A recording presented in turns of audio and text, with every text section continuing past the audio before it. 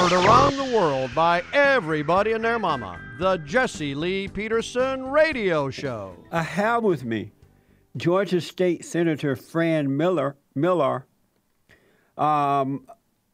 He's served in Georgia since 1999. And the reason you're with us today, and I'm glad to have him here, not just because he's a good man, even though that is true.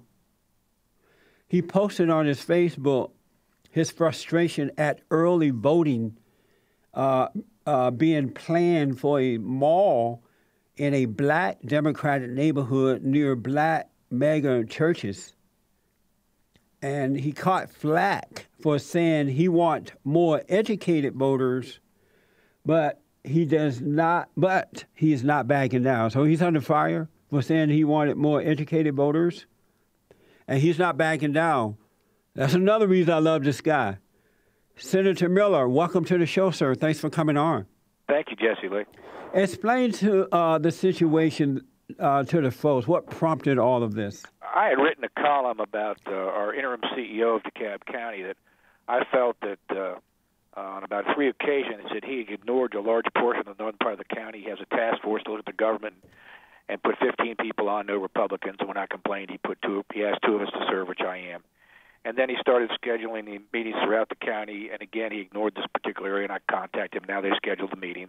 And the third thing was, and it's right out of the Democratic playbook, it was posted on the Atlanta Journal and Constitution by Jim Galloway, a reporter, that, this particular area for a poll. And at the time, that was the only one that I was aware of. And I said, wait a minute, this is the third time. So I wrote this article that basically, with the interim CEO, the honeymoon was over, because this was the third time. Then started to have some discussions on Facebook on it. And you're right, I did put on Facebook talking with some people. I said, I really prefer to have more educated voters than I would just increase the numbers. Amen. And then about 4 or 5 posts later, people had asked, a couple guys asked me, what do you mean by educated? I said, well, informed on the issues, and I'm not restricting anyone's right to vote or run for office.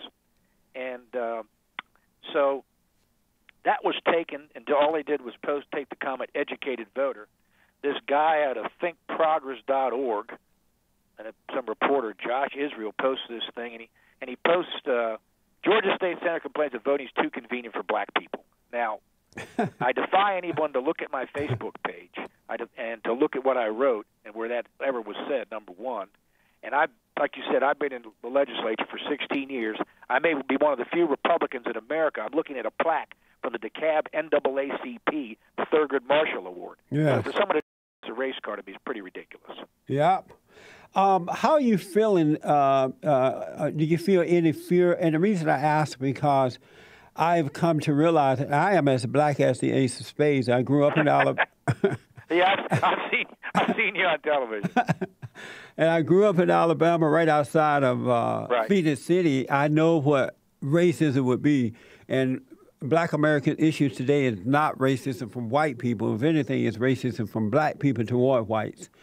Well, it's disappointing to me that the liberal media will do something like this, take a word out of context, not finish basically the thought. I went on in here and said to some people, I said, look, this shows a pattern by the interim CEO that he doesn't consider the northern part of the county relevant. Yes. And to have only one Sunday precinct, even if it was up where I live, is wrong. And that, I don't deal with ethnic groups in mass. I deal with people as individuals. That's right. And so, to me, the disappointing thing, I'm hearing from all over the United States that, that I'm a member of the KKK and everything else at this point. And I'm offended by that. Sure I am. But you're not afraid, are you? No, I said to somebody, I said, look, when you know something's wrong, and if you don't speak up, then shame on you. That's why I have this job. I've had Democrats come to me and said, you're right. Now, evidently, they've also talked about some other areas they're going to do it, but it still isn't in the big Republican area. If you're going to do this on Sunday, then do it in not just in little select areas. That's right. They admitted it's out of their playbook in order to inflate the vote, because we've got 4 statewide candidates from DeKalb County running. If they're going to do it everywhere. That's correct. Let me take a quick break. We'll come back and wind down. Are we winding up or winding down? One of those directions. Back in a moment. Didn't know where to turn to. See, somehow I can't forget you. Oh, stand by me, stand by me.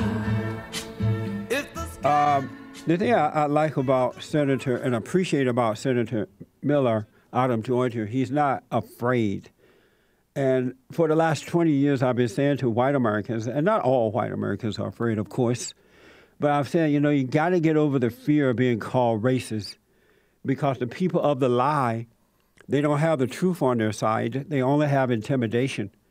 And if you give in to intimidation, then you lose. God is with us, and God wants us to be bold and understand that we can overcome evil with good.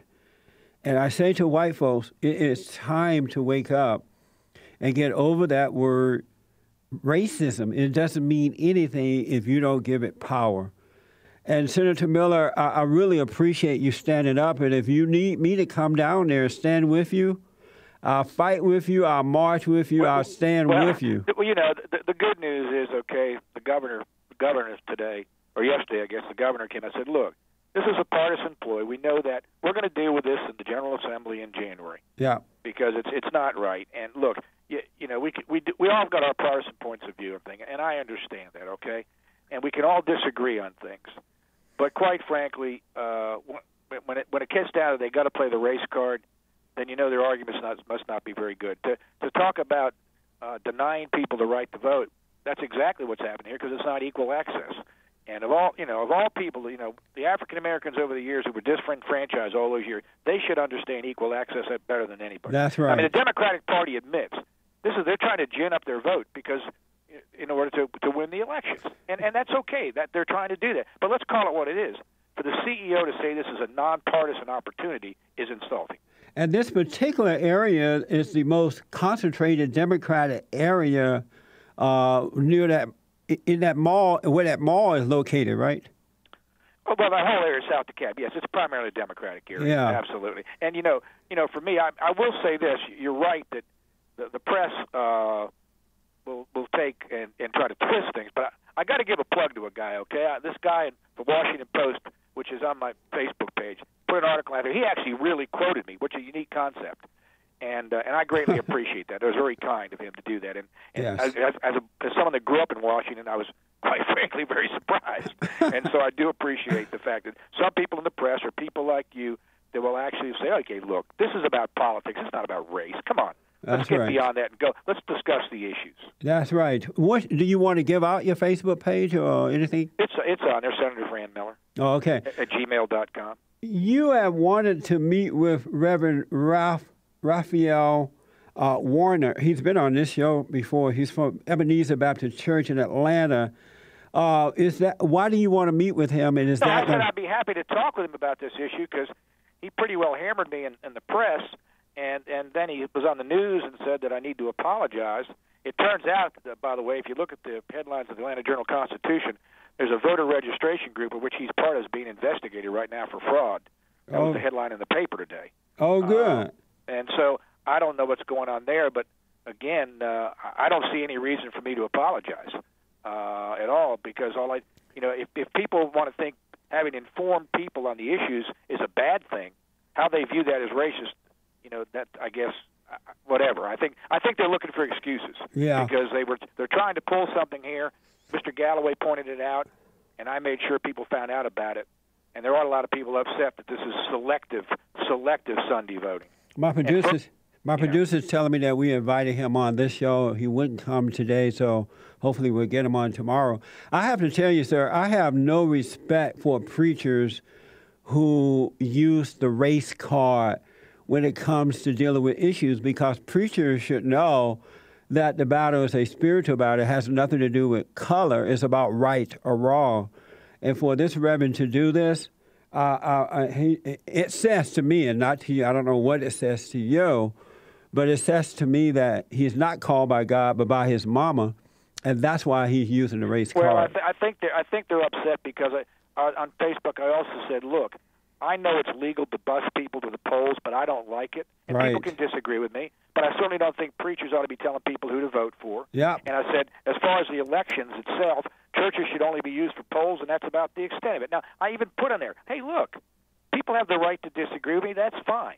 But for me to make my opinion out there, I don't consider that I'm being racist. I mean, that's just my opinion. You're not. And they don't either, Senator Millar. They just use that. They don't really believe it, but it's You're right. an intimidation factor. And so You're absolutely right. if you give into it, then they win, but they don't really believe that either. Well, listen, I appreciate the opportunity to talk with you, and as I said, I'll be happy to explain anything. People can go on; it's right there on the Facebook page. You can read my quotes, and the article that I published are there. And the article is about that I didn't think the CEO of our county was treating us fair, and here's the third time. Well, I want to just, in closing here, I want to encourage you. You sound strong. You sound self-assured. I know God is with you. And do not cower down, please. In the name of Jesus, do not cower down to the race car. You're on the right track. You're not wrong in this. And if you need help, you know how to find me. Okay, well, thank you very much. And God bless you for taking a stand. You're going to encourage a lot of other folks if you stick with it, as long as you know you're on the right side. Okay. Thank you, You sir. have a good day. You too now. Okay, bye-bye. Bye. Oh, stay with it. I really want him to stay with it, because if he does, it's going to encourage other whites and blacks and Hispanics and others who are on the side of good. Stay with truth. Stay with truth. Stay with truth. And the lie will fade away. I'm telling you, folks. I'm telling you. Don't hate the lie, but just speak truth to lie. And the reason I said don't hate it, because you become like what you hate. Examine yourselves out there and those with anger, and see that the people that you are angry, or person that you're angry at, you're just like them or even worse, and you're subject to whomever you are angry at. Overcome evil with good. Drop the anger. There's never, ever, but never, ever a reason to be angry. Back in a moment. When I was only 5 years old.